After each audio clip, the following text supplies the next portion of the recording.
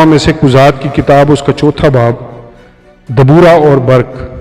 اور اہود کی وفات کے بعد بنی اسرائیل نے پھر خداوند کے حضور بدی کی، سو خداوند نے ان کو کنعان کے بادشاہ یابین کے ہاتھ جو حسور میں سلطنت کرتا تھا بیچا، اور اس کے لشکر کے سردار کا نام سیسرا تھا، وہ دیگر اقوام کے شہر ہروست میں رہتا تھا۔ تب بنی اسرائیل نے خداوند سے فریاد کی، کیونکہ اس کے پاس لوہے کے 900 رتھ تھے، اور اس نے 20 برس تک بنی اسرائیل کو شدت سے ستایا۔ اس وقت لفیدود کی بیوی دبورا نبیہ بنی اسرائیل کا انصاف کیا کرتی تھی، اور وہ افرائیم کے کوہستانی ملک میں راما اور بیتیل کے درمیان دبورا کے کھجور کے درخت کے نیچے رہتی تھی، اور وہ بنی اسرائیل اس کے پاس انصاف کے لیے آتے تھے۔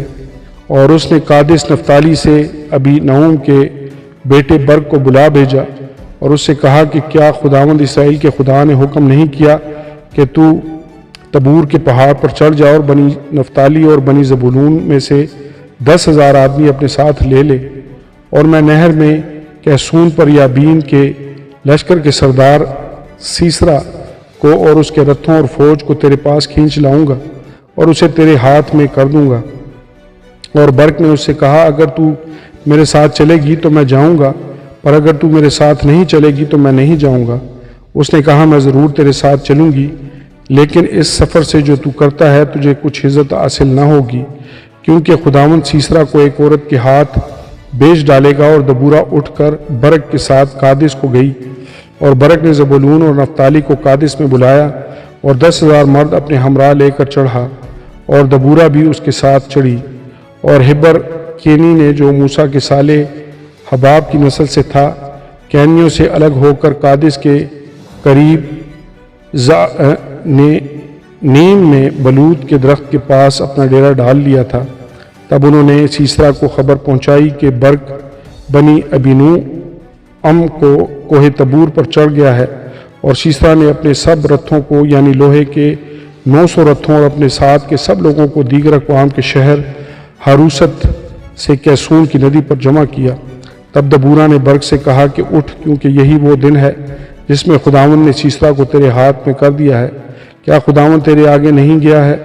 تب برق اور وہ 10,000 مرد اس کے پیچھے پیچھے کوہ تبور سے اترے، اور خداوند نے سیسرا کو اور اس کے سب رتھوں اور سب لشکروں کو تلوار کی دھار سے برق کے سامنے شکست دی، اور سیسرا رتھ پر سے اتر کر پیدل بھاگا، اور برق رتھوں اور لشکر کو دیگر اقوام کے ہروست شہر تک رگیتا گیا۔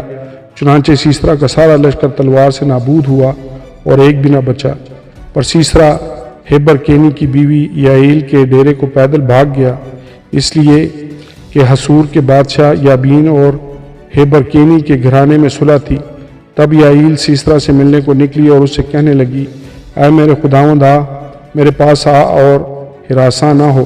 سو وہ اس کے پاس ڈیرے میں چلا گیا، اور اس نے اس کو کمل اوڑھ دیا۔ تب سیسرا نے اس سے کہا کہ ذرا مجھے تھوڑا سا پانی پینے کو دے، کیونکہ میں پیاسا ہوں۔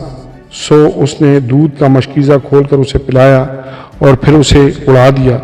تب اس نے اس سے کہا، تو ڈیرے کے دروازے پر کھڑی رہنا، اور اگر کوئی شخص آ کر تجھ سے پوچھے کہ یہاں کوئی مرد ہے تو کہہ دینا کہ نہیں۔ تب ہبر کی بیوی یائیل ڈیرے کی ایک میخ اور ایک مخینچو کو ہاتھ میں لے دبے پاؤں اس کے پاس گئی، اور میخ اس کی کنپٹیوں پر رکھ کر ایسی ٹھونکی کہ وہ پار ہو کر زمین میں جا دھسی، کیونکہ وہ گہری نیند میں تھا۔ بس وہ بے ہوش ہو کر مر گیا۔ اور جب برق سیسرا کو رگیتا آیا تو یائیل اس سے ملنے کو نکلی اور اس سے کہا، آ جا اور میں تجھے وہی شخص جسے تو ڈھونڈتا ہے دکھاؤں گی۔ بس اس نے اس کے پاس آ کر دیکھا کہ سیسرا مرا پڑا ہے اور میخ اس کی کنپٹیوں میں ہے۔ سو خدا نے اس دن کنعان کے بادشاہ یابین کو بنی اسرائیل کے سامنے نیچا دکھایا، اور بنی اسرائیل کا ہاتھ کنعان کے بادشاہ یابین پر زیادہ غالب ہی ہوتا گیا، یہاں تک کہ انہوں نے شاہ کنعان یابین کو نیست کر ڈالا۔ آمین اور آمین۔